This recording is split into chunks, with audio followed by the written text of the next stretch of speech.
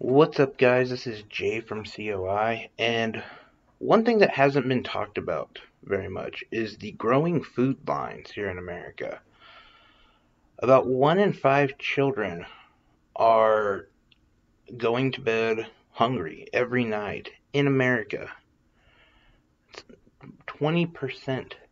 That's ridiculous. That is an unfathomable number for this country. Before the pandemic, about 74% of Americans were living paycheck to paycheck.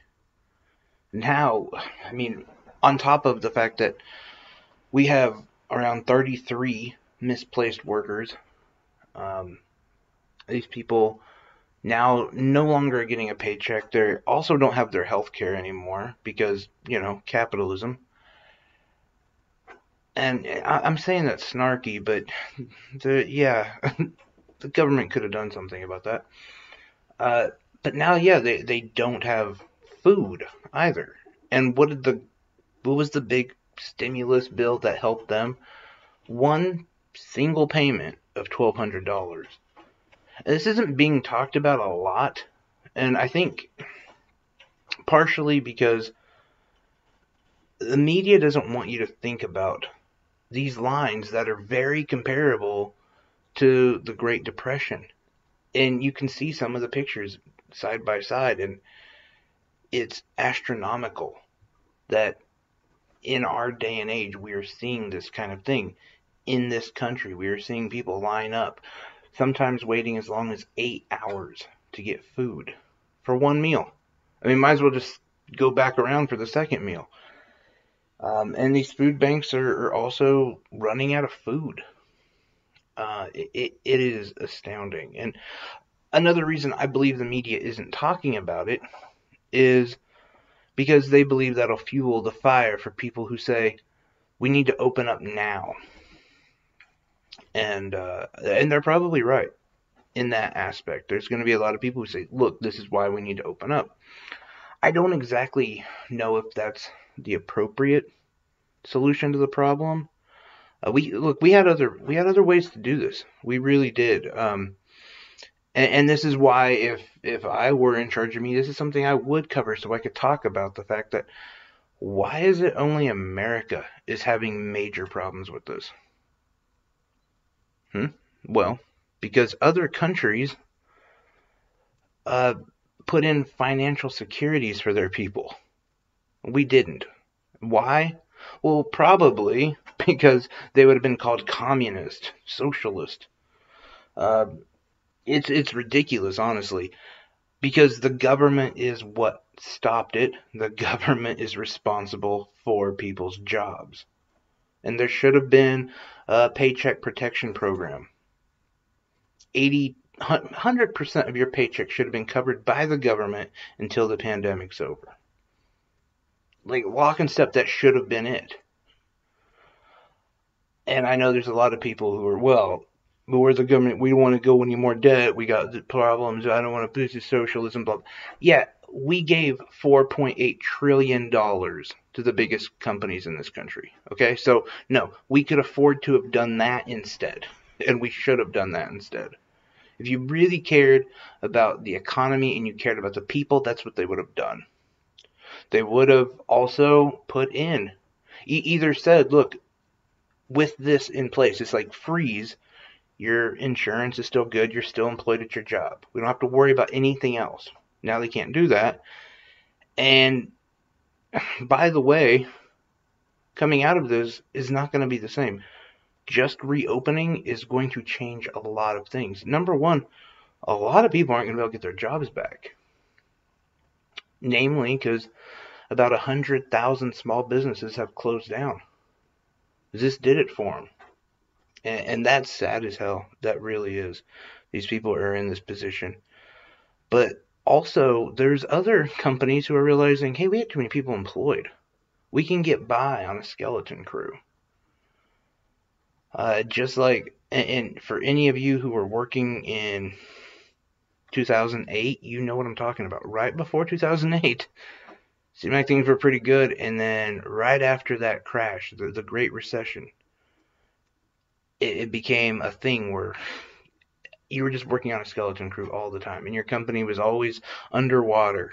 And to find out they weren't, they were doing just fine, but they found out, oh, hey, all we have to do is just crack the whip a little bit harder and we'll get more out of our people. Now, this is a massive failure, and it continues to be that way because you now have people on the GOP who are worried about the debt. Well, how come they weren't worried about the debt when it came to bailing out the cruise liners or the the airplane companies or Wall Street or the lobbyists, for God's sakes? And yes, both sides they have written bailouts for the lobbyists. It's ridiculous. Not for you, not for me, but no, for the people who give them money to pass bills.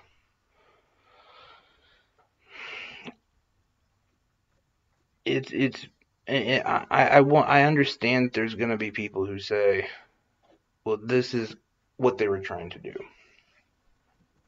This is what, they, quote unquote, were trying to do. No, this is just an example of a really shitty government.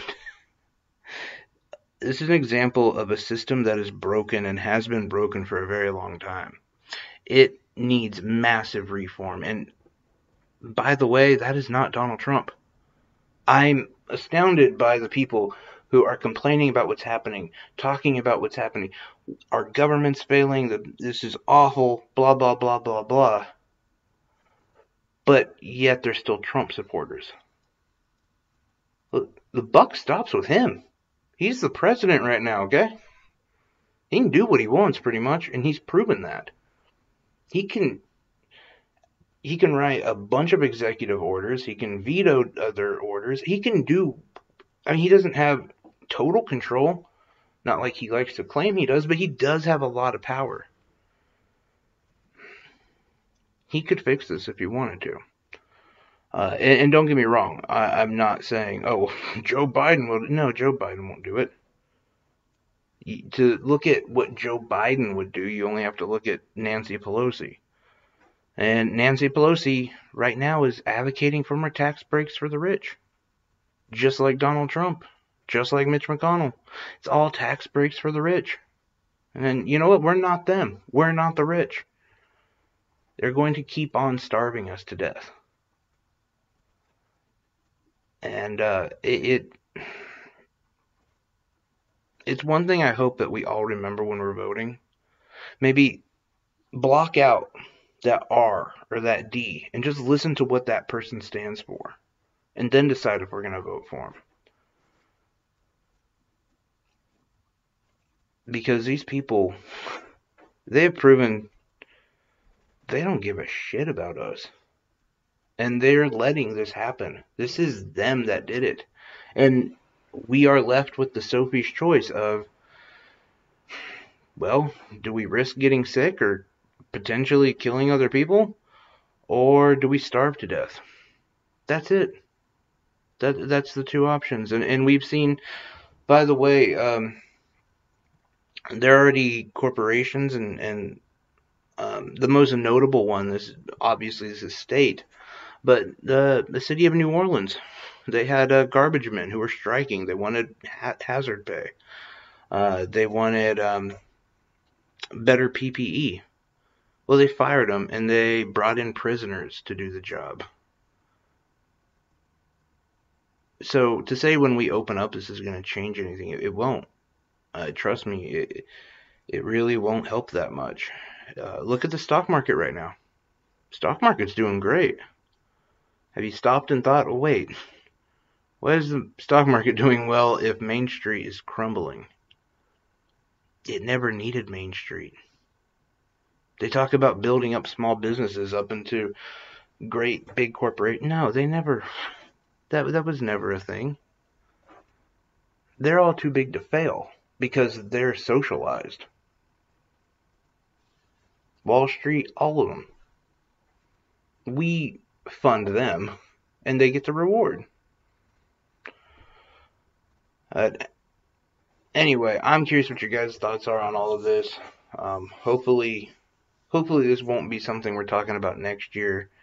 God forbid, we open up and there's a second wave. And I think that's on everyone's mind right now is what if the second wave is worse than this first one? What if we start seeing numbers really, really high and people don't want to quit this time? They don't want to lose it all because they think, well, I made it the first time. And look, that would be an argument, that would be a discussion to have.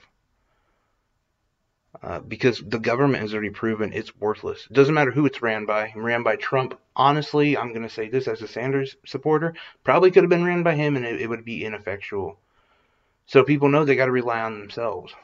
And yeah, the next 6 to 8 months are going to be terrifying in this country. They really are. One way or the other. It's going to get bad just as a recovery. If we're coming back up that hill, it's going to get bad here. We're probably going to have one of the worst summers most of us will ever experience.